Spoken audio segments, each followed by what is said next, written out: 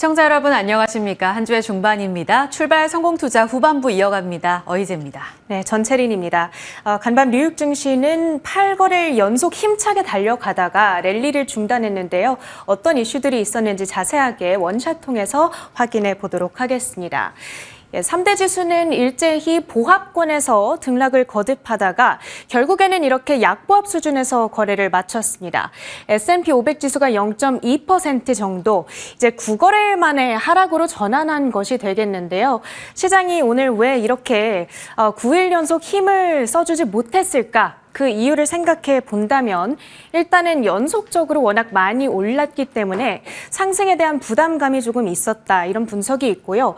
그리고 엔비디아 하락의 여파, 거기다가 더해서 이번 주에 좀 주요하게 시장이 주시하고 있는 이벤트들이 있죠. 내일에는 7월 FOMC 의사록이 공개될 예정이고 금요일에는 잭슨홀 미팅에서 파월 연준 의장의 연설이 예정되어 있습니다. 그러니까 이 두 가지 이벤트 과연 어떻게 진행이 될지 일단 지켜보고 나서 결정을 하자, 이런 관망 심리 역시도 작용을 했던 것으로 보입니다. 거기다가 더불어서 달러당 엔화 가격이 145엔까지 밀려났습니다. 이 점이 반도체주들에 좀 악영향을 미쳤습니다. 그리고 한 가지 특징이 있었는데요. 미셸 보우먼 연준 이사죠. 인플레이션이 진정된다면 점진적으로 금리를 내리는 것이 바람직하겠다, 이런 이야기를 했습니다. 보통은 미셸 보우먼은 매파적인 인사로 분류되기 때문에 이렇게 비둘기파적인 발언을 내놨다는 점에서 고용 시장에 대해서 지금 생각보다 심하게 걱정하고 있는 것 아니냐라는 우려감도 조금씩 등장을 했던 것으로 보이고요. 오늘 웰스파고에서는 대선 전까지, 11월 전까지는 증시 이런 박스권 장세가 예상된다는 평가를 내놓기도 했습니다. 대형주 가운데 특징주들을 정리해 봤습니다. 엔비디아가 7거래일 만에 하락으로 전환을 했죠. 하지만 전문가들의 장밋빛 전망은 계속해서 이어지고 있는 상황입니다. 서스케하나에서는 오늘 강력한 AI 수요에 힘입어서 85%나 지금 매출 비중을 차지하고 있는 데이터 센터 쪽에서 견조한 성장이 계속해서 예상된다, 이런 이야기와 함께 목표가 $160 수준을 재확인해 줬고요. 엔비디아의 주가는 2.1% 하락 마감했습니다. 그런가 하면 오늘 일라이릴리 3%나 임상 결과 긍정적으로 전해지면서 급등을 했는데요. 이 내용은 잠시 후에 자세하게 다뤄보도록 하겠고요. 넷플릭스가 사상 최고가를 기록했습니다. 1.6% 상승 마감했는데 역시나 다음 장에서 자세한 내용 확인해 보겠습니다. 자, 오늘 간밤 미국장 특징주들을 통해서 오늘 우리 시장에서 오를 만한 테마들, 힌트를 찾아보는 시간이죠. 오늘 오를 테마인데요. 방금 말씀드렸다시피 넷플릭스가 장중 그리고 종가 기준으로 사상 최고가를 새로 썼습니다.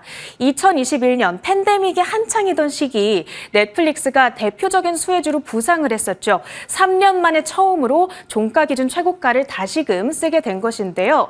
선불 광고 약정으로 지금 받은 금액이 전년 대비 150%나 늘어났다라고 합니다.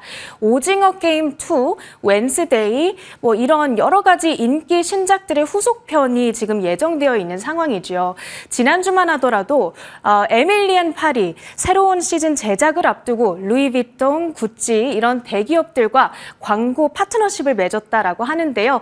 여기에 따라서 오늘 탄력을 받아간 것으로 보입니다. 대표적인 오징어 게임 혹은 넷플릭스 관련주들을 우측에 정리해봤고요. 두 번째로 일라이릴리 3.1%, 우리나라에서 좀 대표적으로 분류되는 관련주들을 이쪽에 정리해봤으니까 참고해주시면 되겠습니다. 금도 오늘 좀 봐야겠습니다. 다시 한번 최고치를 기록했는데요. 달러 약세, 금리 인하 기대감에 따라서 오늘 금값이 계속해서 움직이고 있습니다. 달러 인덱스가 7개월 내 저점을 찍었는데 금의 매력도를 부상시키는 이슈인 만큼 주목해 보실 필요가 있겠고요.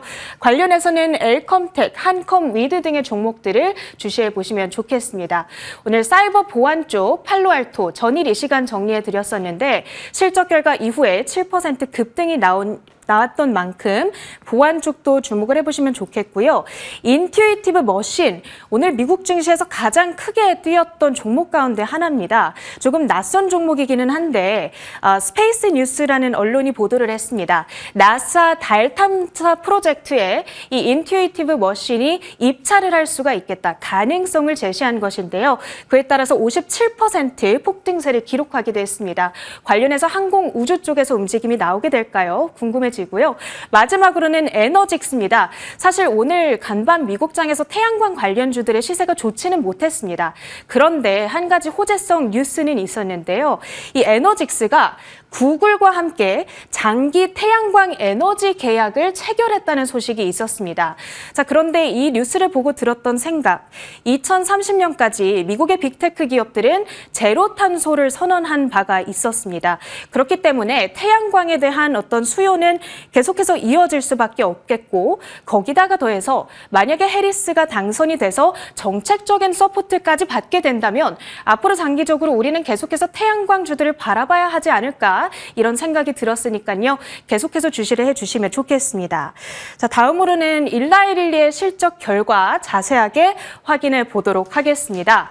긍정적인 후기 임상시험 결과가 전해졌는데요. 그 내용은 이렇습니다. 인기 비만약이죠. 마운자로와 젯바운드에 들어가는 핵심 원료, 이 터제파타이드라는 원료가 있습니다. 그런데 이것을 3년 동안 장기 투약을 했던 결과 성인 2형 당뇨병의 발병 위험을 무려 94%까지 정말 상당 부분 제거해 주더라, 이런 결과가 있었던 겁니다. 특히나 전 당뇨병이죠.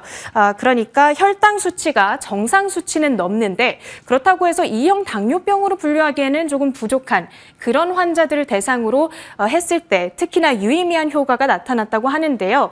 미국인 3명 가운데 1명은 이 전 당뇨병에 포함된다라고 합니다. 그렇기 때문에 대상되는 어떤 수요의 집단이 아주 많을 수 있겠다, 이런 이야기도 나오고 있는 상황이고요. 이번 임상 결과가 전반적으로 시사하고 있는 바는 이 GLP-1이라고 하는 약물을 우리가 장기적으로 복용했을 때 비만의 효과를 보는 것뿐만이 아니라 건강에 도움이 될 수도 있겠구나, 이런 점을 시사하고 있는 겁니다. 그러다 보니까 지금 웰스파고에서는 간밤에 목표가 $1,000를 재확인해주는 움직임이 있었고요. 이제 사실 노보노디스크와 일라이릴리 이 두 가운데 과연 누가 비만약 시장에서 선두의 위치를 차지하게 될 것인가, 지금 전문가들 사이에서도 상당히 의견이 분분한데요. 앞으로 이러한 이슈까지 안게 된다면 가장 최근에 나왔던 실적에서 일라이릴리는 노보노디스크를 훨씬 압도하는 어떤 견조한 수요를 증명하기도 했던 만큼 릴리가 주도권을 잡을 수도 있지 않을까, 이런 생각까지 해볼 수 있는 시험 결과였던 것 같습니다. 자, 여기까지 뉴욕 파트 브리핑 마쳐보도록 하겠고요. 이제 우리 증시 오늘은 어디에다가 포인트를 더 볼까요? 간밤에 미국 시장이 좀 쉬어가서 기대치가 사실 크진 않습니다. 그런데 어제 우리가 먼저 문매를 맞으며 좀 경계 심리가 뚜렷했던 하루였는데요. 자, 오늘은 어떤 포인트에 주목할지 어제부터 복기를 간략하게 해보겠습니다.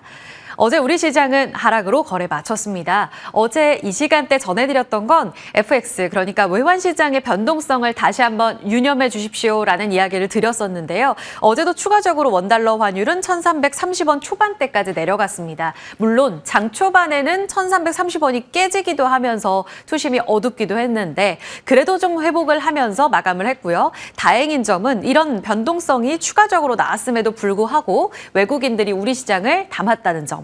현 선물 모두 다 매수세 확인이 됐습니다. 특히 거래소 쪽으로 3천억 원 가까운 매수가 유입이 됐고요. 코스닥도 1,000억 원, 그리고 선물 시장까지 유입이 됐습니다. 지수는 빠졌지만요.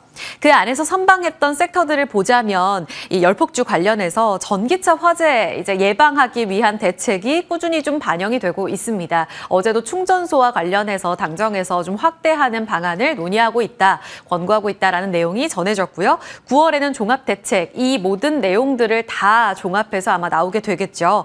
이때까지의 가능성을 반영하는 듯 어제 단기 트레이딩 자금은 이쪽으로 집중됐습니다. 어제 충전소 쪽으로 Y2 솔루션 급등, 그리고 전고체 테마 급등하는 모습 확인됐고요. 대체 배터리 관련한 이램도 상한가였습니다. 사실 어제 삼성전자와 하이닉스 자체는 아주 강력한 상승은 아니었습니다. 조금은 아쉬웠는데 하이닉스는 아직 20만 원까지는 회복하지 못하고 있는 상황이죠.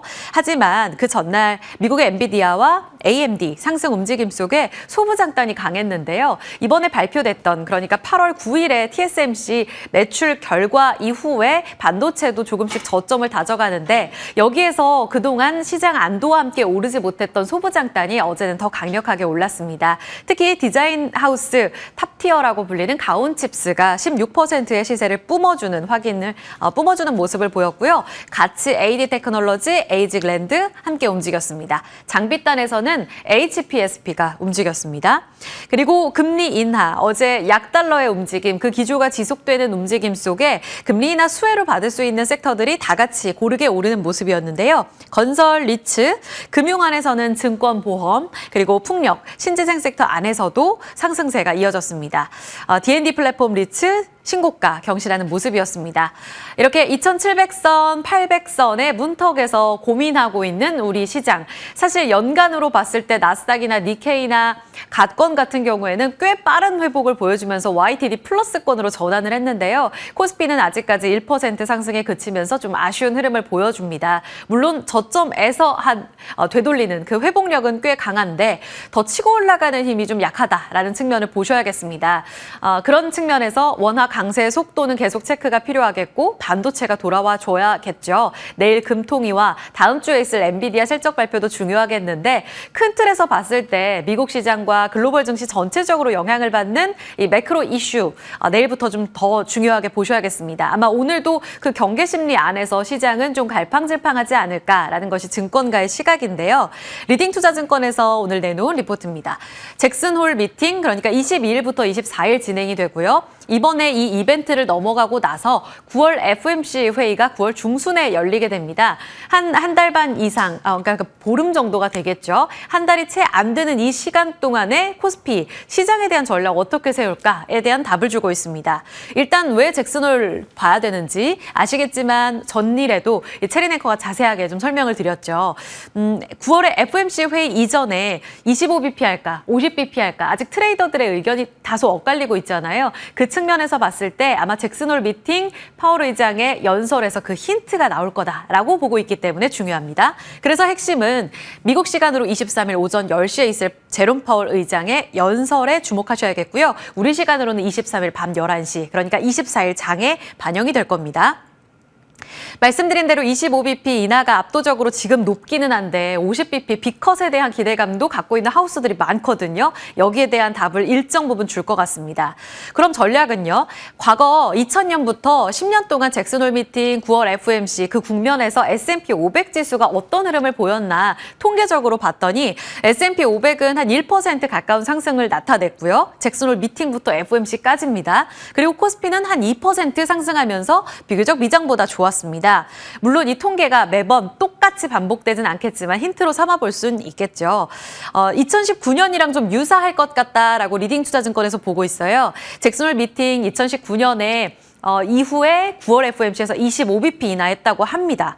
지금이랑 좀 비슷한 그림을 그려가지 않을까. 그때 당시에도 주식시장이 강한 퍼포먼스를 보였는데 여기에 코스피의 상승도 기대해 볼 수 있다라는 힌트를 제시하고 있습니다. 그럼 전략은요?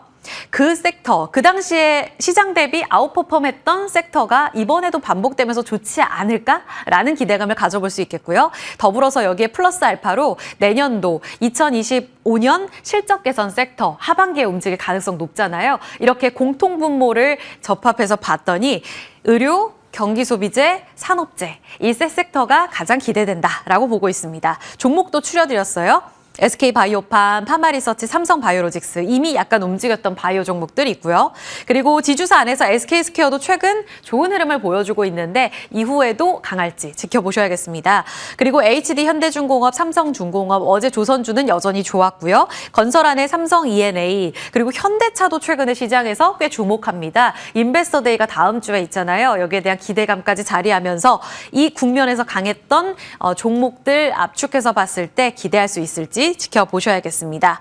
이 중국 파트는 이 다음인데요. 제목을 보셨을 때 부진 지속. 그러니까 중국은 좀 짧게 보겠습니다. 지금 상해 종합 지수가요. 어제 막판에 좀 크게 내려앉았습니다. 중국과의 연동력이 우리 시장 최근 크진 않지만 아무래도 신흥국 시장 EM이라는 이 신흥국 시장 안에서 자본의 흐름을 봤을 때에는 눈여겨보실 필요는 있을 것 같아서 가져와 봤고요. 어제 막판에 왜 빠졌나 보니까요.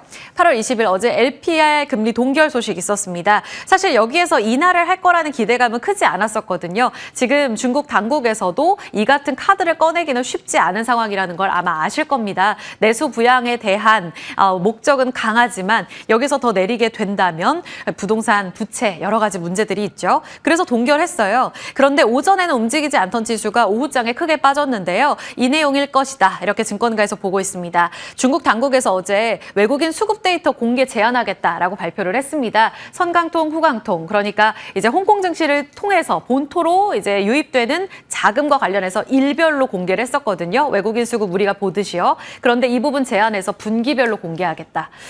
이 이면에는 아무래도 지금 6월부터 해서 외국인들이 중국 시장에서 순유출로 돌아섰다고 하는데 외국인 수급이 더 들어오지 않자 그 추가적인 수급도 보고 안 들어온다라는 이야기 속에 분기별로만 공개를 하겠다라는 것이 아니냐라고 해석하고 있습니다. 결국은 외국인 투자자들의 이탈이 계속 이어지면서 연간으로도 마이너스 이탈 될 가능성이 높다고 보고 있는데 이 부분은 사실 중국 증시의 큰 틀에서 보더라도 좋지가 못하죠. 지금 중국 청년 실업률도 공개를 안 하고요. 여러 가지로 중국 당국에서 이렇게 경제 성장이 부진하게 나타나는 부분을 감추고 있습니다. 이 부분은 투자자들에게서 계속 이탈될 수 있는 요인으로 보고 있고요. 중국 불안발, 투심 악화, 국내장까지 추가 변수가 될 수 있다는 점 신한투자증권에서 눈여겨보자라고 보고 있습니다. 그래서 지수에 대한 기대감이 크진 않습니다. 환율, 중국, 매크로, 2,700선 상당히 꽉 막힌 상황인데요. 그렇다면 여전히 답은 종목에서 찾아야 되지 않을까요? 그 측면에서 봤을 때 금리 인하 투자 아이디어는 계속될 것으로 보인다. 증권가에서 이렇게 보고 있습니다. 간밤에도 달러 더 떨어졌고요. 유가는 급락 나왔습니다. 그리고 유가는 더 추가로 하락했습니다. 그리고 금 가격은 추가적으로 올라가면서 또 한 번 사상 최고치를 경신했습니다. 금리 인하라는 이 키워드에 계속 시장이 반응하게 될 경우 최근까지 나왔던 이 순환매 흐름을 놓고 보셔야 될 것 같은데요. 건설리츠 상승, 그 안에서 신고가 나오는 종목들 특히 건설과 금융에선 더 많습니다. 그리고 추가적으로 금융 섹터 안에선 사실 은행주가 수혜주라고 하실 수 있죠. 사실 은행 같은 경우에는 금리 인상, 그러니까 시장 금리가 오를 때 예대 맞은 측면에서 유리하기 때문에 금리가 인하될 시기에는 피해주가 맞습니다. 그런데 여기에 대해서 키움증권이 아니다. 긍정적인 측면에 더 주목할 필요가 있다라고 이야기하고 있습니다. 미실현 손실은 낮아지면서 오히려 위험도는 낮아지고요. 그리고 비이자 이익도 늘어나게 될 가능성이 높다. 그리고 투심 자체도 좋아지게 되면서 은행주도 여기에 수혜주로 넣어야 한다라는 내용까지 업데이트 해봤습니다. 이미 밸류업 모멘텀으로 좋은데 금리 인하라는 플러스 키워드까지 안고 갈 경우에는 추가 강세 이어질 수 있겠죠. 지금 금융 지주사, 은행주에 한해서 4사는 딱 신고가 목전입니다. 눈여겨보셔야겠습니다. 신재생, 로봇, AI 다 이들 종목들은 시장 대비로는 그래도 꽤 올라왔는데 아직 연고점, 월고점까지는 조금 요원합니다. 그런 측면에서 순환매 계속 이어질 때마다 또 금리 인하 키워드가 부각될 때마다 함께 보셔야 될 포인트로 정리해봤습니다. 그리고 여기에서 연장선으로 조금 더 가져와 봤어요. 사실 성장주 하면 꽤 많은데 빠질 수 없는 섹터가 게임이 아닐까요? 나도 금리 인하 수혜주인데 지금 사실 섹터 전체적으로 놓고 봤을 때는 그 수혜 분위기를 투심에서 전혀 받지 못하고 있습니다. 크래프톤은 자체 이제 모멘텀 실적 그리고 신작 물론 원게임 리스크는 있기는 한데 그래도 신고가 잘 달리고 있고요. 나머지 넥슨, 넷마블, W게임즈는 실적과 함께 좋았다가 살짝 쉬어갑니다. 그리고 밑에 줄에 있는 NC소프트, 펄어비스, 위메이드, 컴투스는 바닥권에 있어요. 여기에서 회복될지 여부 보셔야겠습니다. 물론 금리 인하보다 더 중요한 이 틀은 바로 게임스컴이죠. 21일 현지 시간으로 독일에서 개최되고요. 중요한 건 지금 펄어비스 때문에 분위기가 많이 안 좋기는 한데 수상 여부에 관심 집중하자. 결국은 수상하고 시장 기대치가 너무 높지 않다면 섹터 전체적으로 센티가 회복될 가능성도 있다라고 보고 있습니다. 게임주 눈여겨보셔야겠고요. 더불어서 지금 달러가 약세고 원화가 강세 움직임을 보이고 또 유가까지 계속 떨어지게 되면 벌써 73달러까지 내려왔으니까요. 그 측면에서 수혜를 받을 수 있는 항공주 어제 이미 소폭 움직였습니다. 아직도 바닥권에 머물고 있는 종목들이 많아요. 아시겠지만 상반기, 그러니까 1분기에도 이익 서프라이즈 나왔지만 못 갔습니다. 게다가 2분기에는 실적도 안 좋았습니다. 비수기 때문에 항공업종 이익은 전년 대비 36%나 감소했고요. 게다가 LCC 쪽으로는 처음으로 좀 마이너스로 움직임이 나오기도 했죠. 하지만 증권가에서 하반기 턴어라운드 기대하고 있다라고 보고 있습니다. 3, 4분기 성수기이기 때문입니다. 아마 여름 휴가 계획들 다 하고 계실 텐데요. 이제 근본적인 회복이 필요한 투심 자체에 있어서 지정학적 리스크와 환율이 안정되게 되면 이 부분도 개선되고 이미 계속 좋은 여객 수요가 탄탄하게 받쳐주기 때문에 투심 회복과 함께 이제 본격적으로 상승할 수 있다라는 측면도 이들의 차례 기대해 봐야겠습니다. 신세 연속성은 계속 체크해 드릴게요. 이슈발 종목 장세, 그러니까 지금 전체적인 금리나 키워드 말고도 이슈와 함께 움직이고 있는 종목 장세 그 안에서의 주인공은 아마 전고체, 전기차, 화재 이쪽 아닐까요? 이 테마 밸류체인도 확산되면서 섹터에 대한, 그러니까 산업에 대한 꽤 리포트가 나오고 있다는 측면도 눈여겨보셔야 될 포인트입니다. 지금 정리해봤고요. 지난주에도 정리해드렸던 내용인데 더 잘 가는 종목들 위주로 압축했습니다. 더불어서 그 밖에 봐야 될 종목만 더 눈여겨보신다면 애경케미칼, 이램 같은 대체 배터리 관련 종목들 뉴페로 떠오르고 있고요.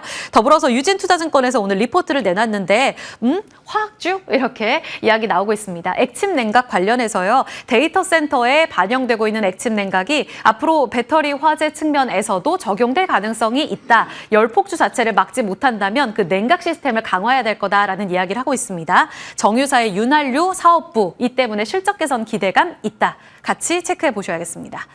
마지막으로 쉬고 있는 바이오, 이 렉나자 모멘텀 안고 오늘 추가적으로 더 갈 수 있을지 보셔야겠습니다. 증권가에서는요, 아마 오전에 계속 내내 들으셨을 내용인데요. 렉나자 미국 FDA 승인 22일 발표였었는데 빨리 나왔습니다. 5곳에서 호평 잇따라 내놨고요. 11만 원에서 13만 4천 원. 사실 TP를 상향 조정한 하우스는 아직 없었습니다. 그런 가운데 업사이드 어제 9만 4천 원 마감됐기 때문에 42% 남아있어요. 지금부터 담아도 되나? 이제 하반기에 본격적으로 미국 시장 진출 열린다고 하잖아요.